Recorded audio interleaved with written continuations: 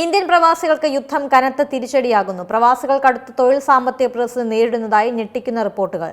നിരവധി മേഖലകളിൽ ജോലി നഷ്ടവും ശമ്പള വെട്ടിക്കുറയ്ക്കലും വ്യാപകമായിരിക്കുന്ന സാഹചര്യത്തിൽ നാട്ടിലേക്ക് മടങ്ങുകയാണ് കൂടുതൽ പേരും.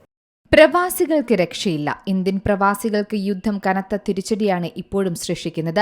ഫെബ്രുവരിയിൽ ആരംഭിച്ച ഇസ്രയേൽ ഇറാൻ സംഘർഷം മാസങ്ങൾ പിന്നിട്ടും അവസാനിക്കാത്ത സാഹചര്യമാണ്.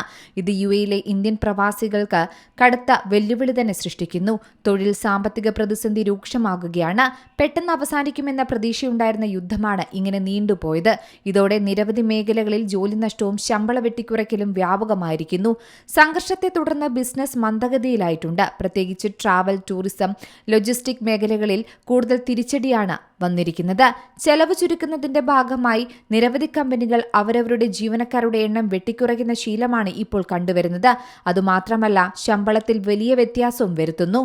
ദുബായിൽ നമുക്കറിയാം, മലയാളികൾ ഉൾപ്പെടെ നിരവധി പേർക്ക് ജോലി നഷ്ടപ്പെട്ട സാഹചര്യം പോലും ഇപ്പോഴുണ്ട്.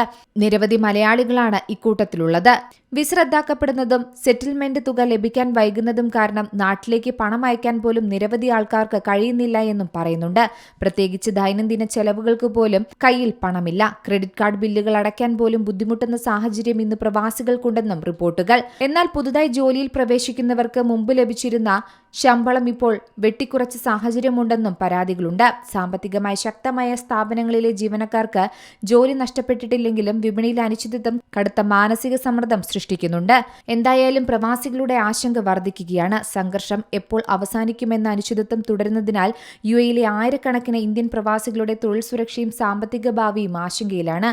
അതിനാൽ ജോലി നഷ്ടവും ശമ്പള വെട്ടിക്കുറവും മൂലം പ്രവാസികൾ കുടുംബത്തോടൊപ്പം നാട്ടിലേക്ക് തിരിക്കുന്ന സാഹചര്യം പോലും ഇനി ഉണ്ടാകാമെന്ന് വിദഗ്ധർ പറയുന്നു. News desk Zee Malayalam news. ഏറ്റവും പുതിയ വാർത്തകളും വിശേഷങ്ങളും വിരൽത്തുമ്പിലറിയാൻ സീ മലയാളം ന്യൂസ് എല്ലാ ഡിജിറ്റൽ പ്ലാറ്റ്ഫോമുകളിലും ലഭ്യം.